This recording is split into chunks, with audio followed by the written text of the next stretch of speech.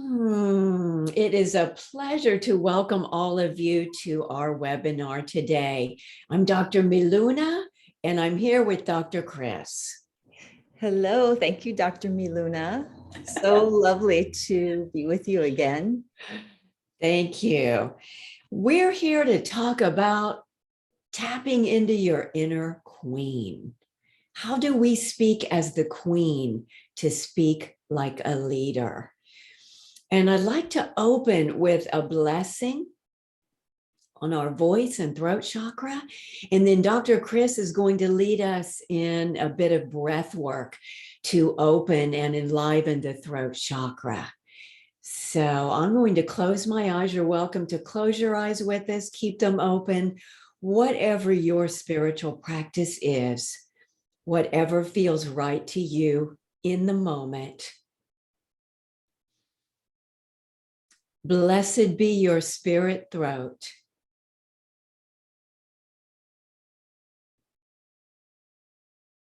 That you might speak your own words, sing your own song, and write in your own voice.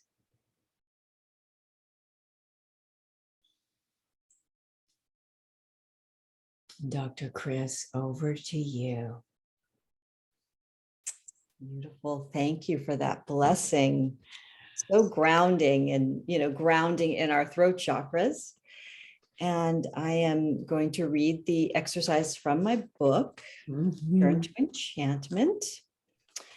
So I'm going to go through a little bit what's on the page, and then we can go into the actual visualization of opening and clearing the throat chakra.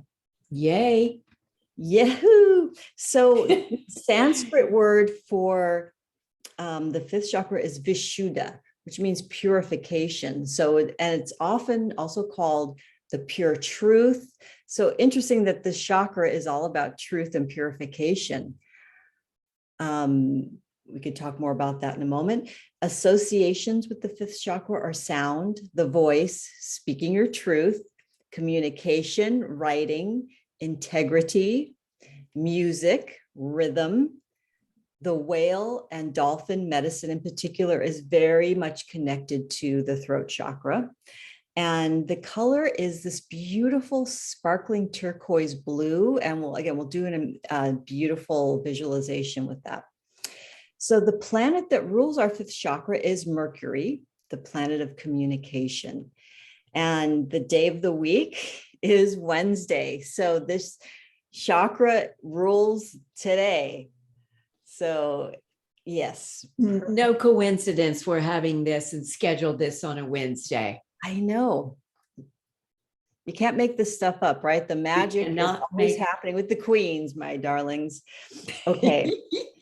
So archetypally, when we talk about archetypes and deities, Hermes and Mercury, Sarasvati, who is a goddess of Hinduism. She's a goddess of music and scholars and the voice. Ganesha is also associated with the fifth chakra. He's a Hindu god, an elephant-headed god that he is the god of scribes. He removes all obstacles, especially for writers and speakers. So, if we want, we have Sarasvati for the goddess, one of the goddesses for the fifth chakra, and Ganesha. There are others. So what we know about the throat chakra, the fifth chakra, is that it's the seat of integrity, of self-expression, of creativity. I mean, it's a different creativity than the sacral chakra, which the lower chakras also have something to do with creativity, but this is about speaking that pure creativity out into the universe. So when we're talking about manifesting, when we're talking about tapping into our inner queen and speaking like a leader, if there's any shakiness in here, you might notice like you get groggly and, it's kind of hard to speak, or you'll even feel sometimes like there's a restriction.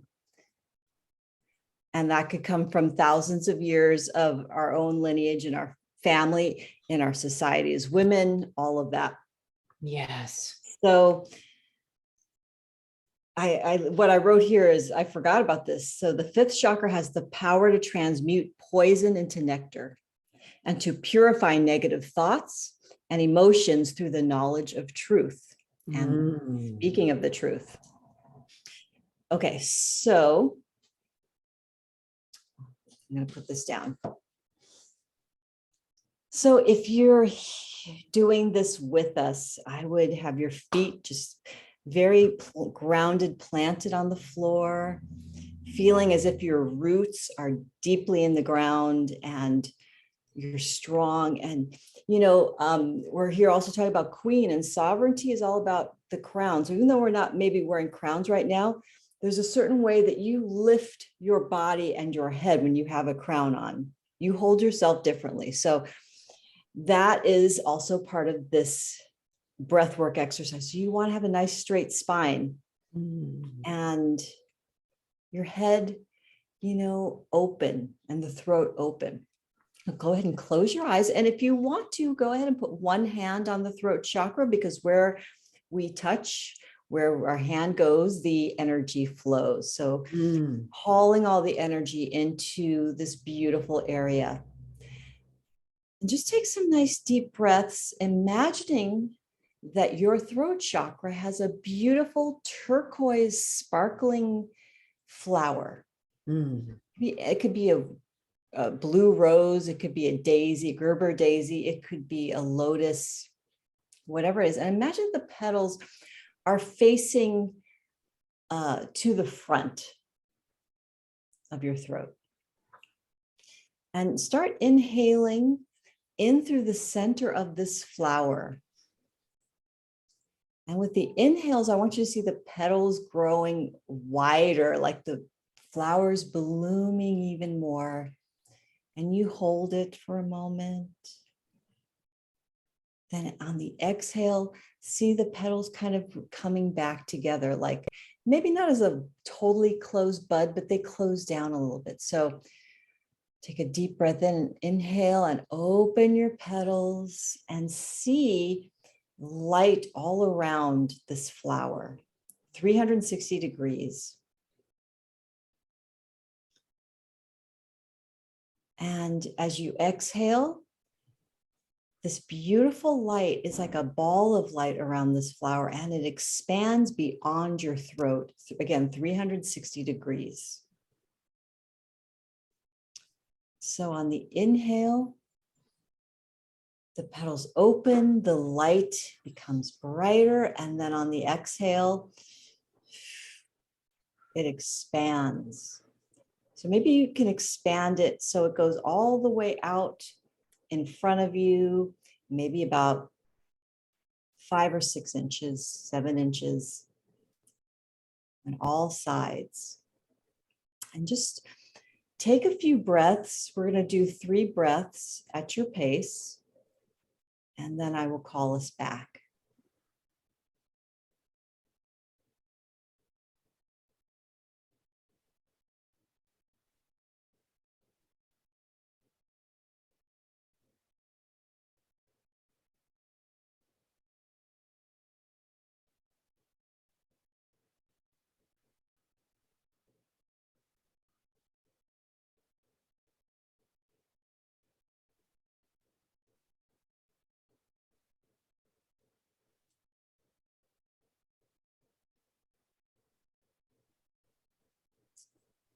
Beautiful. So when you're ready, open your eyes and come back to the present space.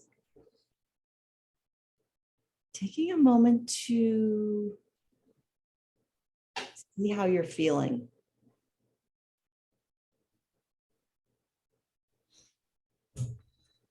And if you're having any sensations, let us know in the chat. We would love to hear how that was for you. And of course, the beautiful blessing that Dr. Miluna shared. What a beautiful opening. Thank you, Doctor. Thank you, Dr. Kris. Delicious. I'm sure you felt that opening in the front and the back. Oh my goodness. And Dr. Kris has shared her magic, and I want to call in and invoke the goddess that I work with, Hathor. She of 1,000 voices, the courage to claim the creative power of our voice.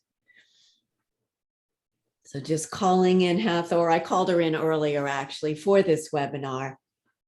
So just allow all these goddesses and all of your help and support in the unseen world be with you now. And I want to talk a bit about the voice. I've been in love with the voice since I was a little girl. I studied piano and I studied flute, but you know what? Voice won, because it's just the most fascinating instrument. It's original. We came in with it. I believe that this is the original instrument by our creator herself. And then I believe we probably invented drums. That's my thinking on that. Yes. What do you think, Dr. Kris? Do you agree with that? Yes. So, drums loosely could percussion, things that people could keep rhythm with besides their hands. They were using sticks, they were using gourds with seeds, they were using all kinds of things, but the voice, the original vibration of creation. It's our original equipment, isn't it? Followed by drums. And then I think maybe a flute came into being, but I'm not sure about that one. And I want to remind all of us that we are designed to express. And Dr. Kris mentioned our truth. And as women, we're not really taught to tell the truth. And we'll dive into that deeper here in just a bit. But if I begin to whisper and speak like this, I'm literally fatiguing my vocal folds. So what does that say to me? It says that we're designed to play full out. And it doesn't mean that I'm in my loud voice, because loud doesn't mean rich or resonant. But it means that as leaders and businesswomen, and we run our empires, we've got to be heard. And so think about that for a moment. Whispering or holding back is actually an unhealthy practice. It's not good for us from a wellness point of view. And so whispering and all of that, think of the vocal folds as not really being happy, not in a full expression. And then I want to call in the power of imagination. And Dr. Kris will speak about this as well. She's a master at activating imaginations. I was listening to Dr. Jean Houston, and probably some of you attending know who that is, one of our best teachers in quantum physics and thought. She's a master. And I had the pleasure of meeting her in Orange County at, I believe, UC Irvine a few years ago. Now, I'm a small queen. She's over 6 foot tall. And we actually met in the bathroom. Yes, in the ladies' room. And I said something like, "Excuse me," because I'm so polite. "Dr. Houston, I'm just so pleased to meet you. Can't wait to hear what you're going to share with us today." She was just what you think, gracious and warm. Now, Dr. Houston grew up in New York City. And when she was a little girl, she had the pleasure of going to Einstein's home in Princeton, New Jersey. He was a professor at Princeton. So all these little kids go off to Albert Einstein's house. Can you imagine? Oh my gosh. Oh my gosh. And one of the little boys in the class, in the group, says, "Mr. Einstein, how do I get to be as smart as you?" Mr. Einstein replied, "Read fairy tales." And then Dr. Houston says, and one of our smart alecky, I believe is the word she used, another little boy said, "Well, Mr. Einstein, how can I get to be smarter than you?" And Albert Einstein responded, "Read more fairy tales." So Dr. Kris, would you address the mythic and the archetype? Speak a little bit about our creative power, our physical voice, combined with our unstoppable imagination. What a great story. I've never met Dr. Houston. I had no idea she was that tall either. That's interesting. Yes. So, and I also, when I think of you, Dr. Miluna, I've never thought of you as a small queen or like petite, I guess because you have a big presence. I've never thought of you that way. So I love that. So I really love that one of the most intelligent, famous scientists and great thinkers of our world of many lifetimes is Einstein. And one of the things he says, imagination is more important than knowledge. I was just like, yes, yes, yes. And there's so many reasons, but I'm going to try to keep this, down to this much because the whole discussion about the imagination is huge. That could be a whole hour. But when we talk about the imagination, we are talking about really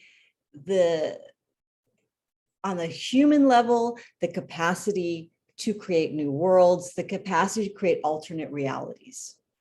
And we've seen this through myth and many cultures around the world. For example, when the slaves were brought over from Africa to the New World, to Brazil, to the United States, to the Caribbean, as slaves, they brought with them their deities. And what they did was they were noticing that even though they were forced into Catholicism, talk about, their names were taken away. They were given Christian names. Their identity, their freedom, everything was taken away from them. And still, they created an alternate reality in which they could bring in their protectors, which for them were their deities. And these deities were very much connected to the ocean, to the air. They're very elemental. And they made the priests, the nuns believe that they were worshiping the Christian saints when in fact they were actually worshiping their own deities. And again, that power of imagination to transcend that kind of restriction, on a metaphysical level, the imagination is connected with the astral realm. So the astral realm is, astral means of the stars. Mm-hmm. So, again, we're connected to the stars and that we're made of the stuff of stars. And many people say that the fourth and fifth dimensions are the dimensions of different levels of imagination. And that imagination basically is the heart, and the heart chakra are the seat of the imagination, where the divine comes in through the crown chakra and touches us and inspires us. So the astral realm is very, I guess you could say it's quite pliable. So whatever, archetypal images, visions that you have, that you create, that's how you can manifest. And then you use your voice to amplify that energy of the imagination. So I'm hoping that's not getting too far out there and, but explains a few aspects of imagination. I love it. We can speak the languages of science all the way to woo-woo. Love it. And some folks are scared of woo-woo. I don't even know what that means. It's just understanding that we are sound and energy. It's the light. It's the truth of who we are, not the physical part that we see. Yes, it's potentially the 80% that we don't see. That's who we really are. And I mentioned that we want to talk about truth. Dr. Kris mentioned it's truth, and she was reading from chapter 3 in her book, extraordinary book. My belief and what I've been told and what I see is that women don't always speak their truth. And why is that? We know that society is patriarchal. We know that there is a male privilege. It's So clear. We don't need any more evidence to see that that is what's happening.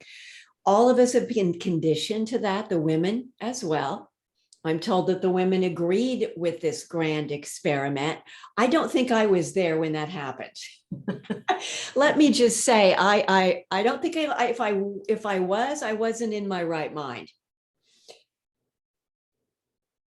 We're told, taught, and some of us are very good students through our religion, our parents, our schools. Oh, yeah. Right? To turn down. Don't say what you really want. Put everyone else first.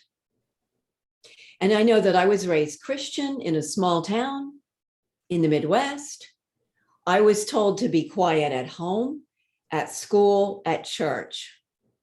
The only thing that probably kept me going or inspiring me was music and swinging and singing in the backyard on the swing set. And I thought, I'll be one of two things, a famous singer, or I'll be a race car driver. Have a thing for race cars, those of you who know me. I can identify a car by the sound of its engine. So electric cars do nothing for me because I can't hear it.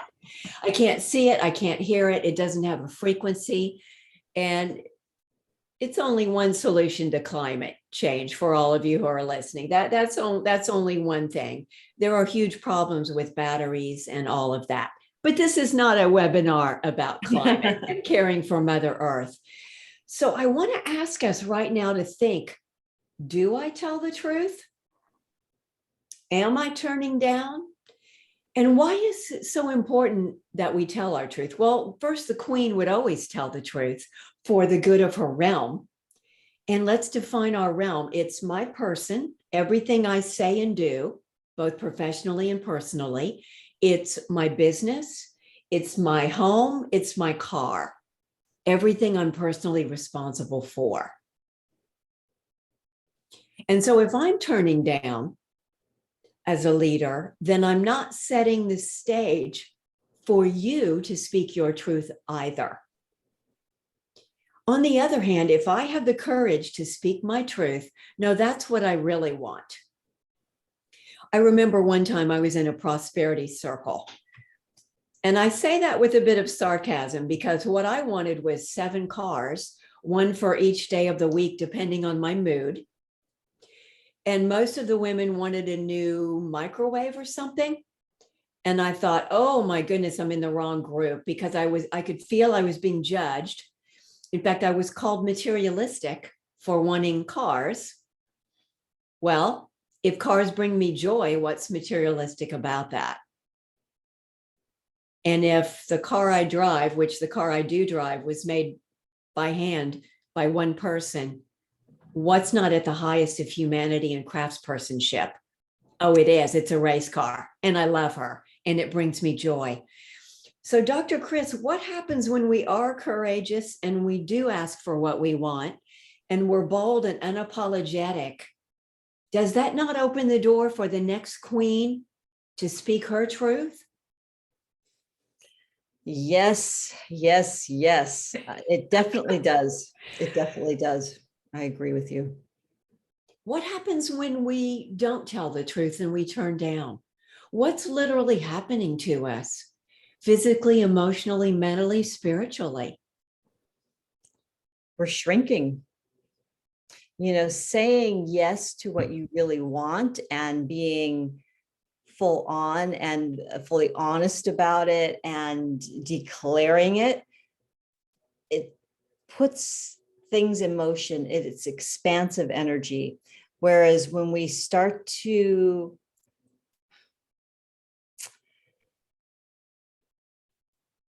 I hate to use the term play small, but that's kind of what happens when you're not speaking your truth and not really asking for what you want because, oh, it might be too much. I might be too much. I need to be, pleasing. There's a great fear of rejection. Like you said, a great fear of being judged because you were judged. And that, in a sense is a form of rejection. It's like they're rejecting the queen in you. So when you stand up, for who you really are and what you really desire. And they're usually bigger than just microwaves. Or small. It could be small. It doesn't matter. It's all about what you truly desire. But how would you feel? Yeah, if your husband brings you a new microwave for your birthday or a new vacuum, you'd be like, not really what we're looking for, is it? That would be a domestic queen. And that would actually be the mother, perhaps. And that is not the archetype we're speaking about, is it? Mm-mm. So I want to encourage us I speak of the 6 C's, capital C's of language arts. And it's consciousness, it's clarity, it's courage, it's compassion, it's being courteous, and it's inclusion. And so when we have the courage to say that, then the next queen and the next woman, now we're starting to change the world, because we didn't minimize or self-judge what we're really asking for. It doesn't say anywhere in a religious text that I can find that we are to be small and or poor. Mm-hmm. That would be a human interpretation and not the truth. So I'd like to read from my book. Oh, and Dr. Kris and we're going to show you our books. Here's mine. Isn't she gorgeous? Beautiful. Oh, Just released. Launched March 22nd. Thank you so much. My first book with Forbes. Up-level your communication. Evolve your presence and speech to change everything. So when I speak of the archetypes for women, there are 4 phases of our life. And I developed this vocal archetype system from my work in spiritualism and in the goddess faith and traditions and the 4 aspects of a woman's life. So first we have the maiden or the girl. And so age range, birth to about 20, and you get to self-define, you get to say what that is. And it would be spring and the element of air in my training. And Dr. Kris might have a different thoughts about this, different beliefs. And so the maiden voice, qualities could be youthful, fun, energy, speed, wildness, happiness, health, laughter, defiance, enthusiasm, and bossiness. And I say, like a girl demonstrating early leadership qualities. There we go. Then we move to, let's see here, the mother voice. Age 20 to around 45. It's the summer, the wheel of time in the summer right now, the element of fire. And it could be the qualities of nurturing, the unconditional mother's love, the divine love, which has no conditions, romantic, love, passion, heat, beauty, fire, compassion, and the voice of a protector, whether that's a gentle voice or a fierce voice. And it doesn't mean you have to give physical birth. We give birth as women. We are the creatrix of all sorts of things. Dr. Kris has a daughter. She also has music and songs and books and a company and an empire, all the things she's given birth to as a mother and as a woman. Then third, and these are the traditional, the queen is usually left out, and it's usually portrayed as the evil queen, the evil stepmother, all the queen, the bad queen, the selfish queen in Hollywood and out there in the world. And that's not the queen that Dr. Kris and I are speaking of at all. So I'll get to the queen in a moment. Third aspect is the crone, the wise woman, the elder, the sage, the hag, which literally means someone over the age of 90, the holy woman, the grandmama. So 65 and older, winter, the element of earth, the pause, the rest, the wisdom. Qualities, wisdom, experience, storytelling, earthiness, calmness, safety, kindness. Those are some of the qualities I believe. Now, let's finish with the queen because she is the most important for women. She takes care of your little girl, your maiden. She guards and sets boundaries against the overgiving mother, which is what society tells us, give and give and give and give. And without boundaries, we're used up. That's when we're burned out, exhausted, and we're not getting what we want. We're not even asking for what we want. The queen is 45 to 65. I'm definitely in my queen phase. The fall, the autumn, and the element of water. What are the voice qualities?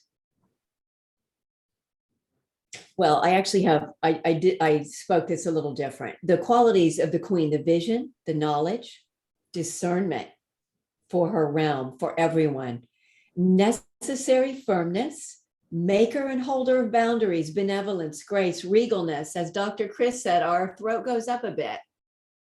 It is the queen's position, the spine, long and lean, and intuition. So what is the tone? Full breathed. There wouldn't be any breathy sort of speaking. Rich, resonant, dynamic, commanding, unemotional, steady, rich. Oh, I said rich twice in my book. Oh, that's interesting. And sufficiently loud. Because if we can't hear you, you're not in your queen voice. Dr. Kris, please talk all about this in your words, the queen voice, and anything else you want to. I loved your system when I read your book. It's really genius because I've never seen it applied, the archetypes applied to voice. And I think you have a very unique take on that, and a beautiful way of explaining it. You make it very easy to understand. And I think that's, I think that's half the battle, right? Yes. So in my book, I'll hold it up. It's called Return to Enchantment. And I love this. I remember when I had the designer creating this book, she just had the woman alone. And it was like, I want a woman in like kind of this deep purple velvet dress, like in the middle of a forest.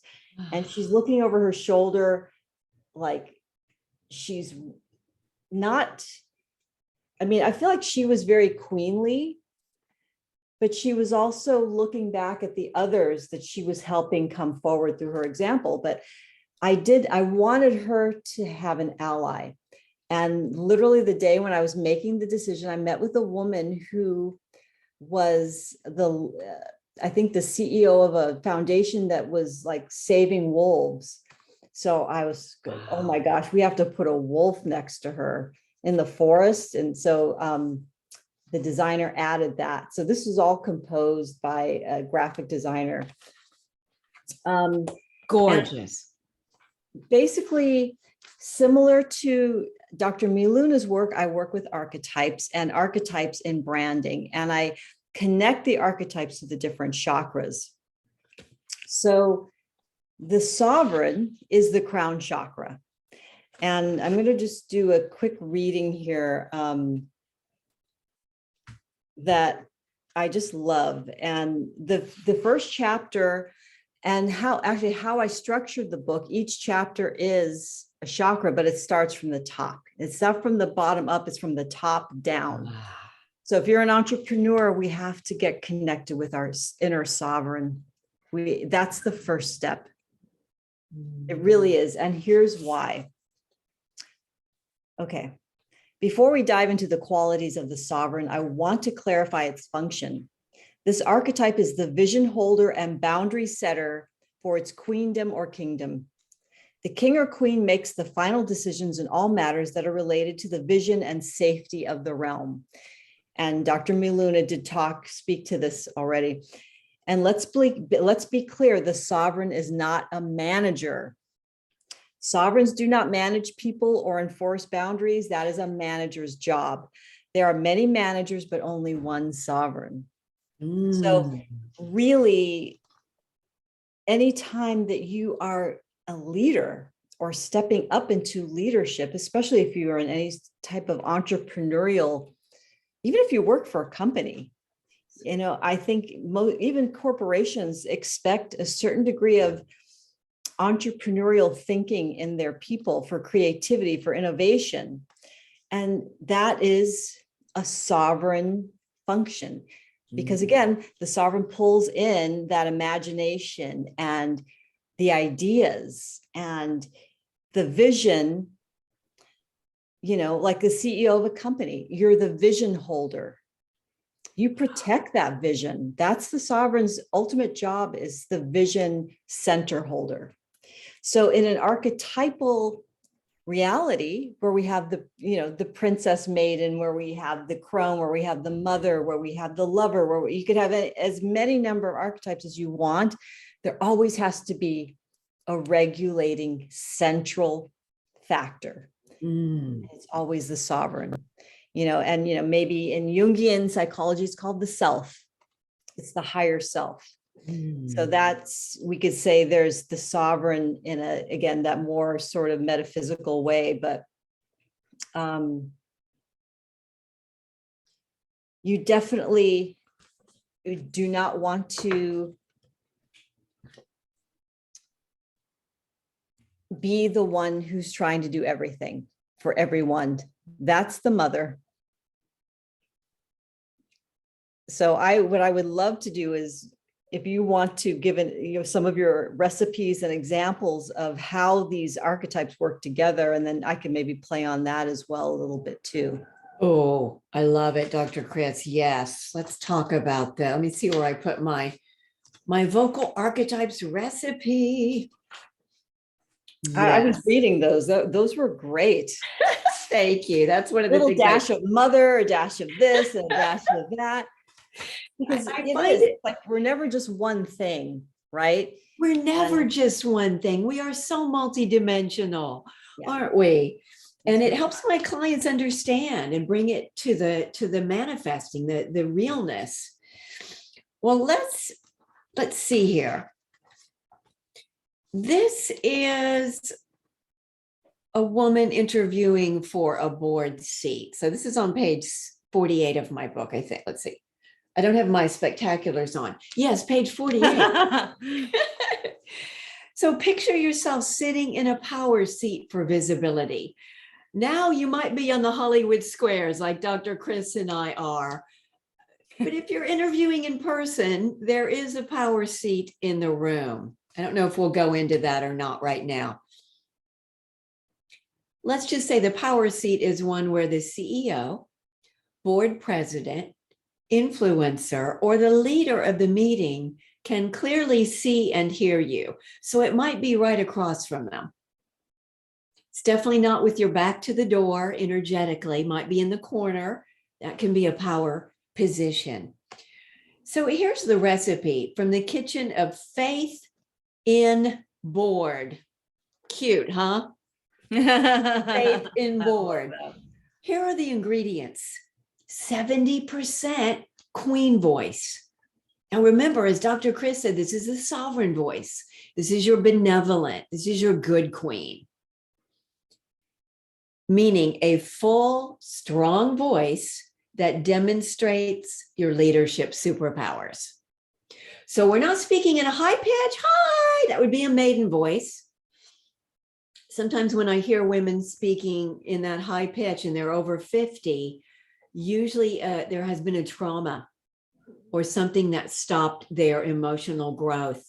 And that voice is stuck in what I call the daddy pleasing, the people pleasing voice. And women, I want you to hear me on this. That is not a voice we can take seriously. It's not. It's not. It's too high pitched. It does not command the respect, credibility, and authority that you need in today's world. Then the second ingredient, 20% sage voice. Remember, the sage is your crone, your wise woman, your elder, grandmama. You speak with a tone that is deliberate and rich with experience. 10% maiden voice. a voice that demonstrates your youthful energy, your ability to get the job done. And then I say, do not speak in a higher pitch. So perhaps you begin with a combination of your solid, benevolent queen voice with some maiden added in when you smile and say your name. As you share your vast talent and experience, talk with your queen and your sage voices. Let the sage speak when you relate case studies or results that led to the growth of your company. When you tell a funny story or bring up a blooper, use that maiden voice full of fun and enthusiasm. And you will notice in that particular recipe, there is no mother voice. It's entirely by design and on purpose. Dr. Kris, talk to us about the queen's voice in a recipe or your particular magic. Well, I would say for sure that when I am feeling in my queen and feeling that inner strength, it is definitely how I hold my body. It is definitely how, I can tell the resonance of my voice. I can feel my voice down to my toes. I mean, I can even feel like a sexual charge from it, because the power is coming from, down from the crown chakra and totally grounding into the earth. But then the queen also takes the earth energy up her legs and up. So there is both flows going at once. And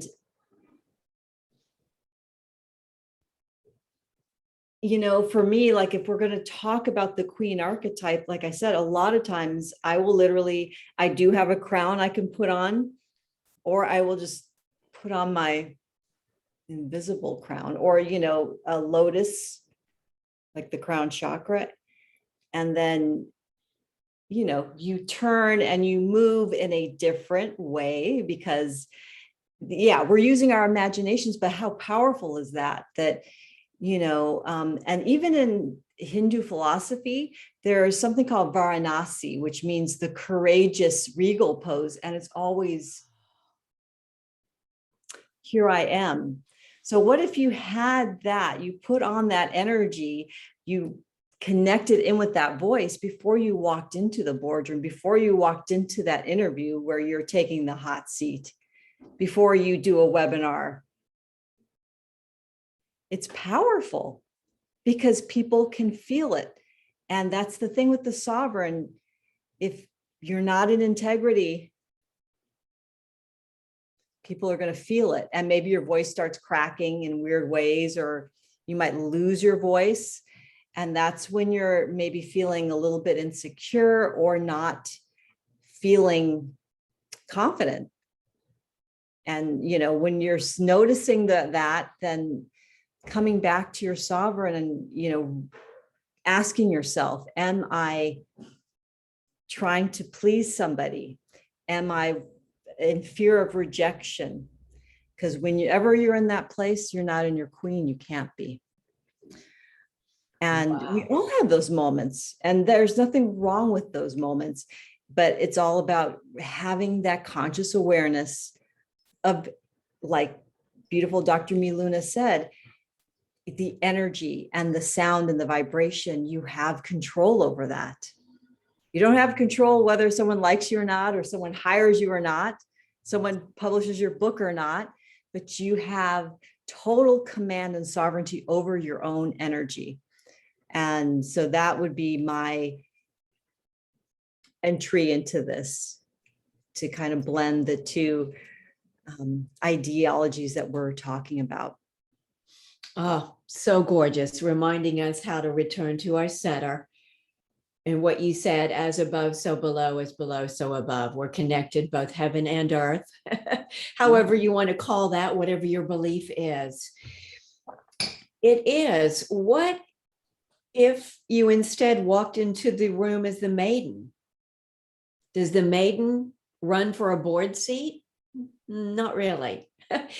Notice we had the maiden voice used strategically 10% of the time, but it's the queen who knows she's worthy of that board seat. And as Dr. Kris said, people feel it. They pick up on our energy.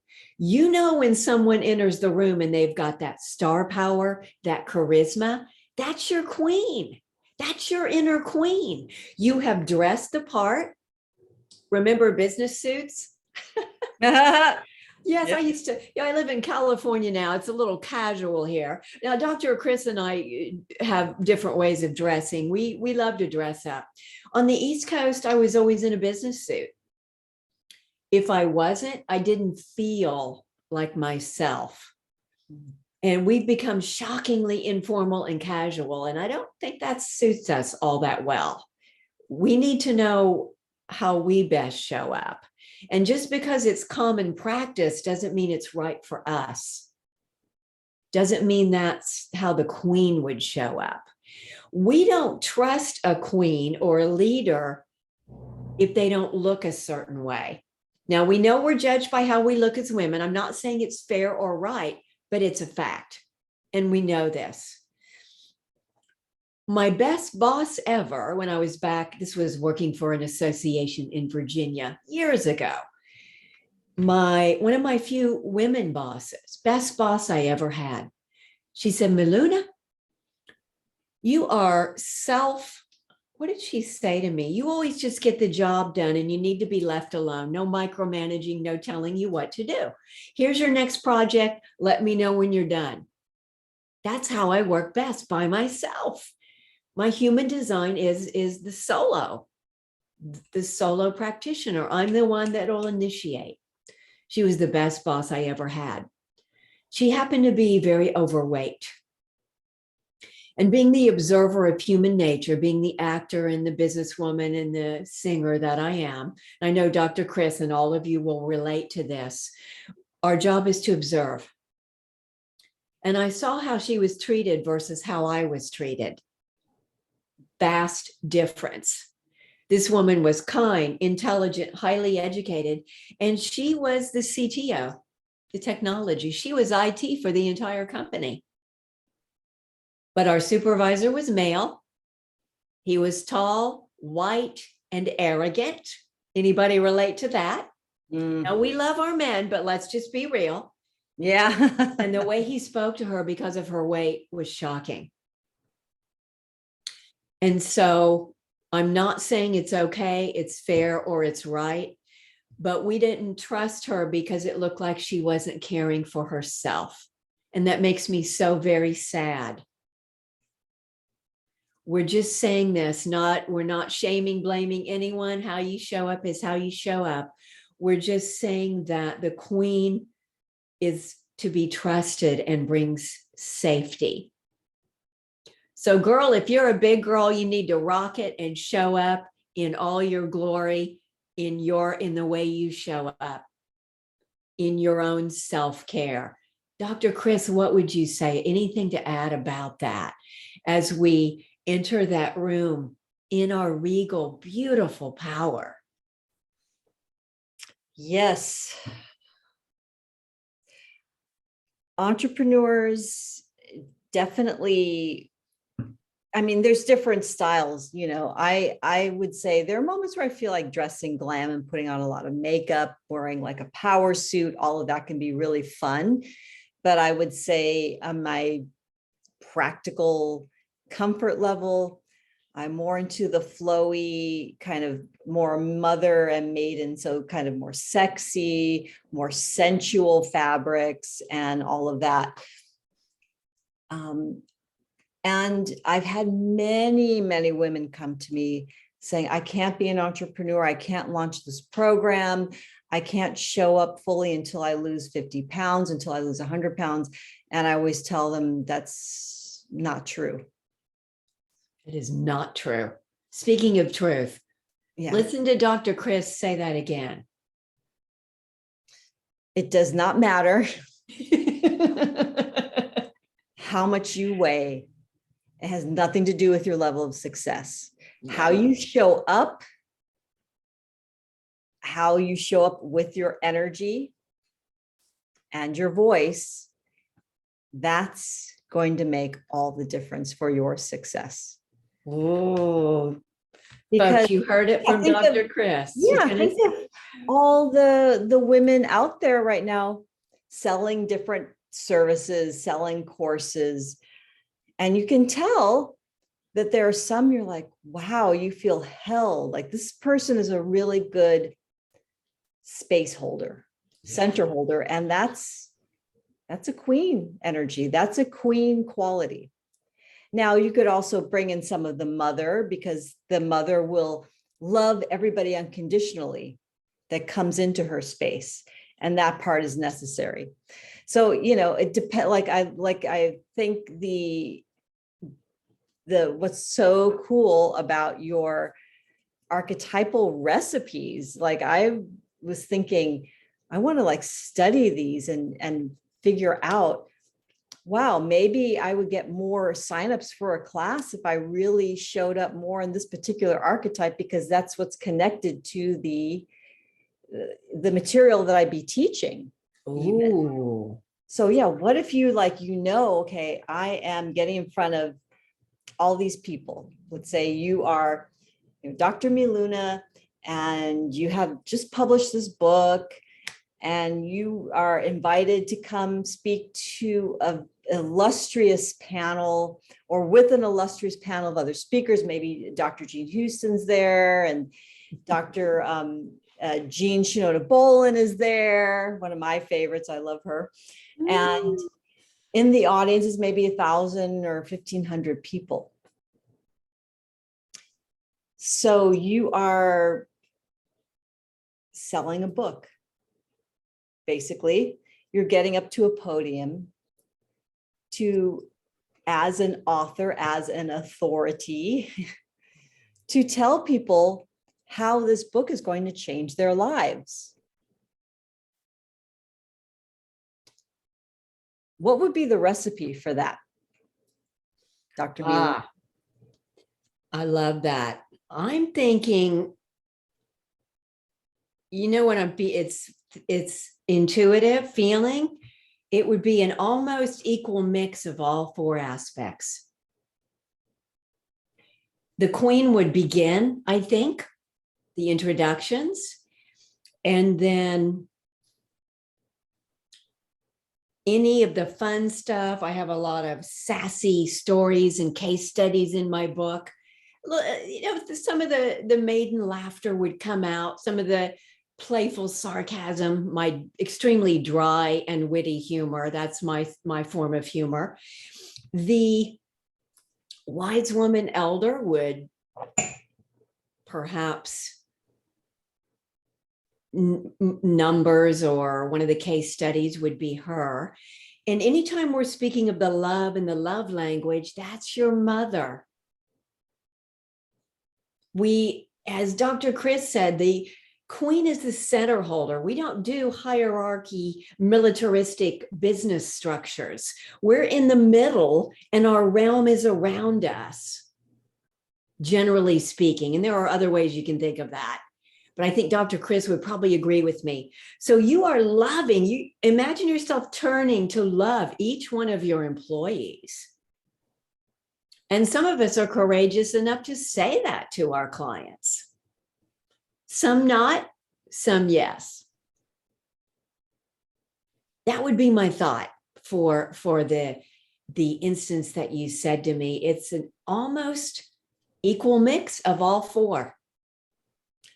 That really makes sense. I love that. I wasn't sure how you would answer that question, but now that I'm thinking about it, because I wasn't thinking about the mother being included, but the mother is also in touch with her passion, because that's part of the fire element, right? So that passion about the work you've been doing, that's infectious, so to our beautiful women that are watching this, and possibly a few amazing men,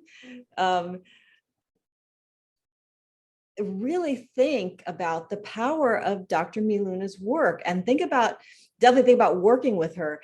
And but, even after this whole presentation and you get her book, really sit down and think about, what am I selling? What am I out? What is my mission? What is my purpose? What am I meant to do? And then kind of reverse engineer, what's the recipe that would help you show up in that archetypal way, that there's congruence. And so in my branding practice, when I work with clients, that's exactly what I work with them. It's because a lot of people are not congruent.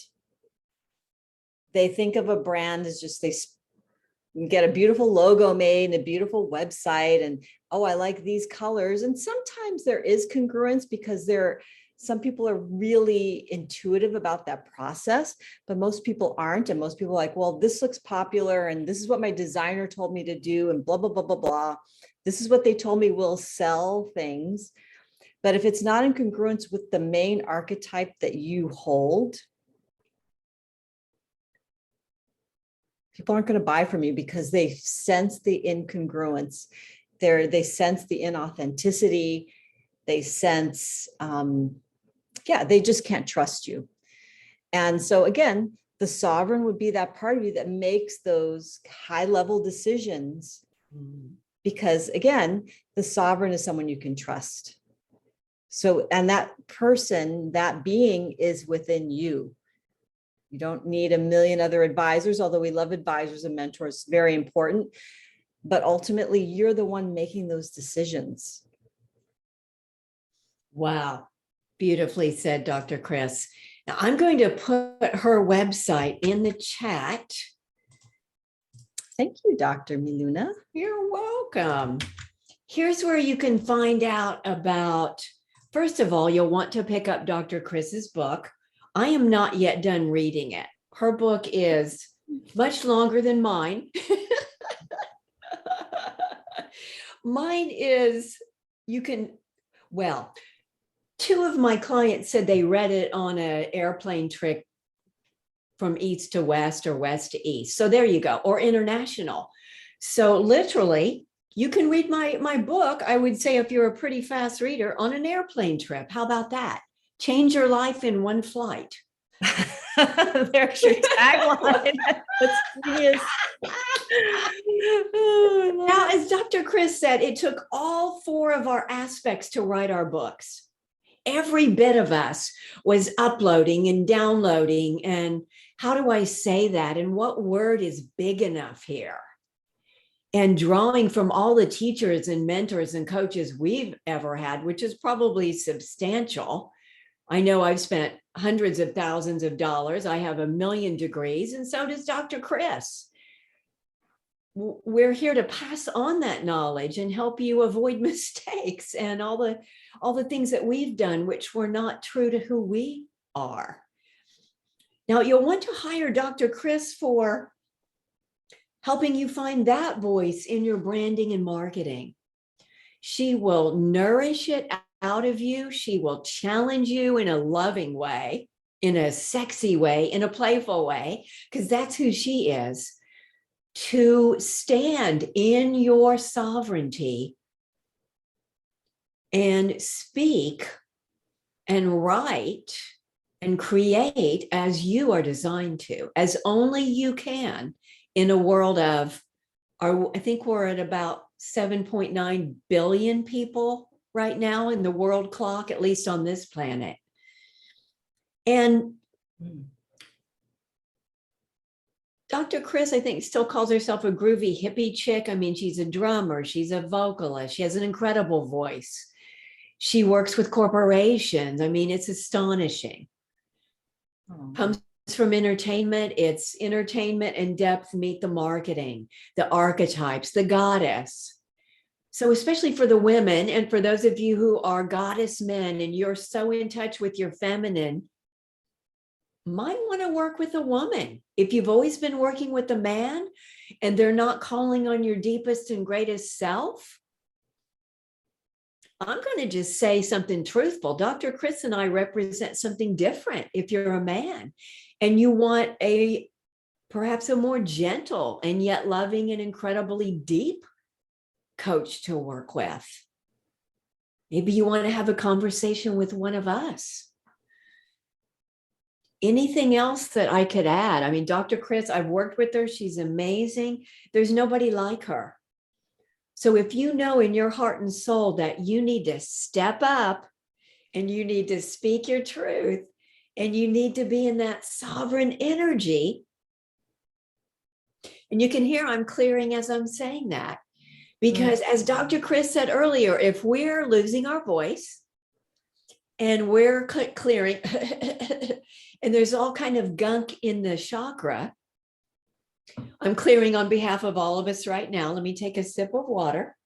And I've discovered sparkling water helps clear the gunk in the throat. So sometimes you want to do sparkly water.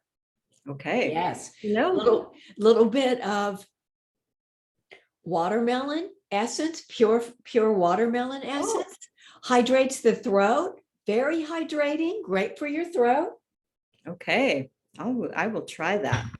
Here you get vocal tips as well with Dr. Kris and Dr. Miluna.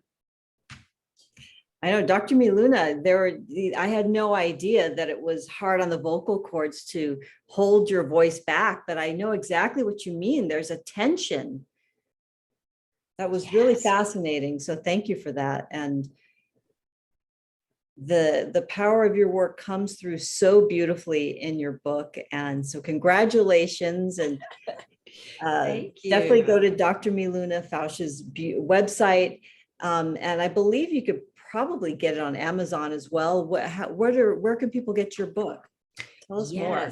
I'm going to put my website in the chat as well. There are many ways to engage with us on our websites.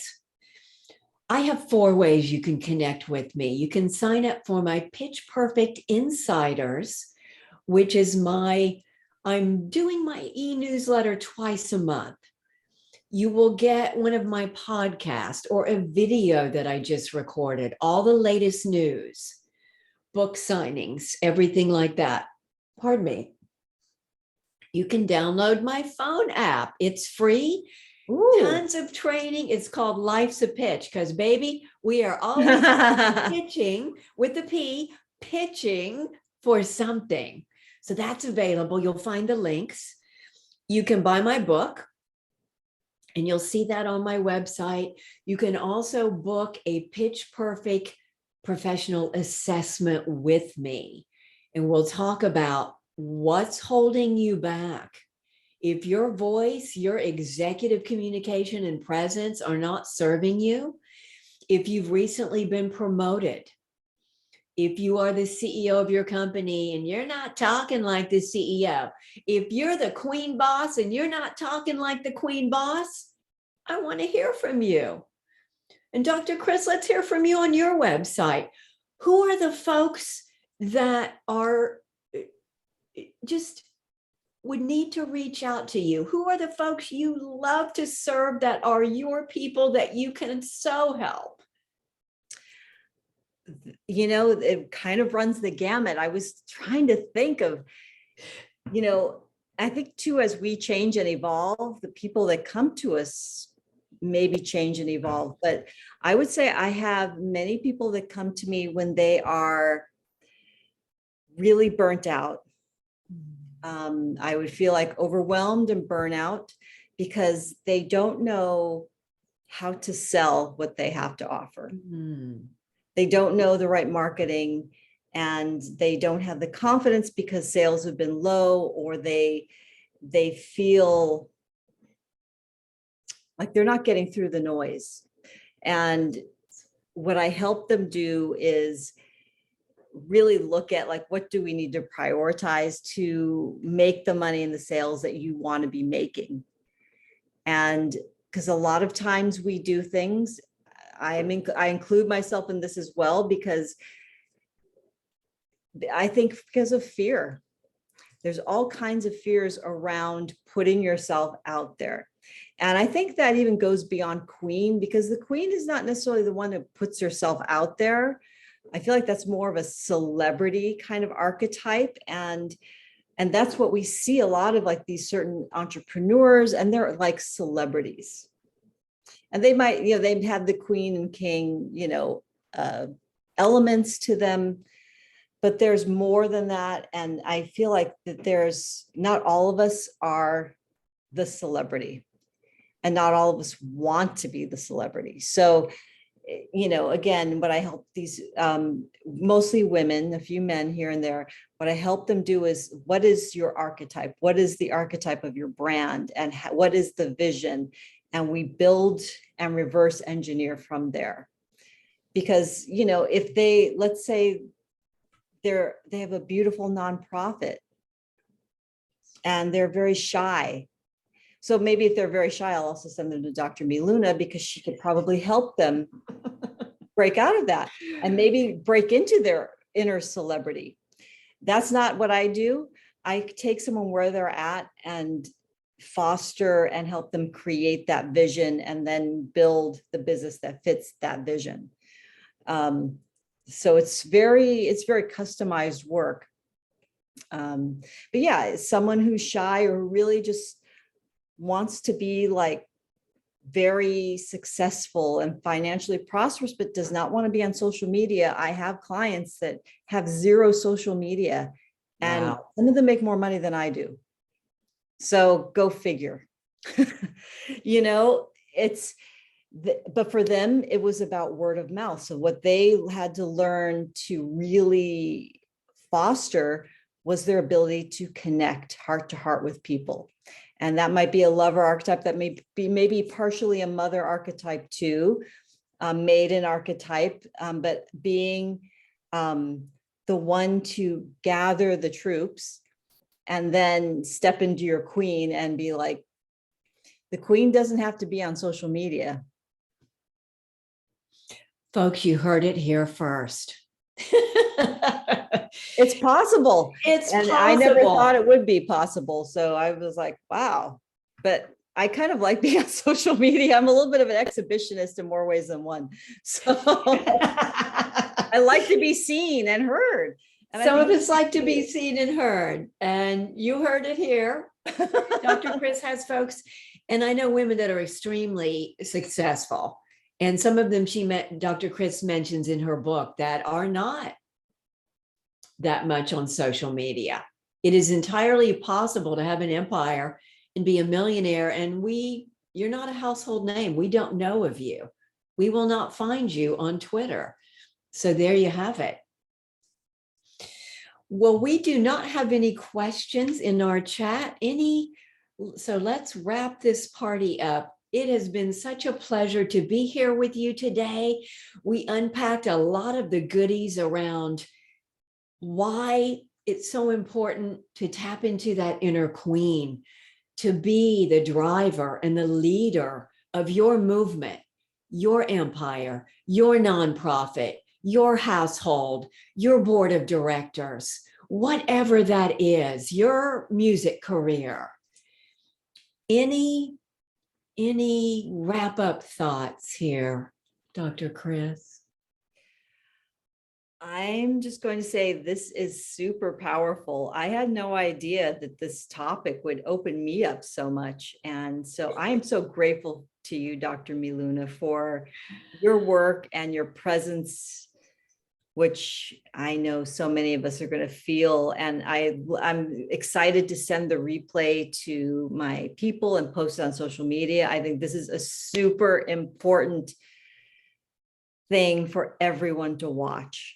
I think we really unpacked way more than I thought we would. So I'm kind of impressed by us. I'm kind of impressed with the universe putting this all together, because in the end, we just show up as queens, channel and shine, and open the way for other queens to find their brilliance. And that's what it's about, right? That's why we're doing this. This is what happens when we show up as the sovereign, our queens, and at our best. What a pleasure, Dr. Kris. Thank you so much, because it was your invitation for us to join together. And I so appreciate you, and I love you. I love and appreciate you. Thanks, everybody. Bye. Bye-bye.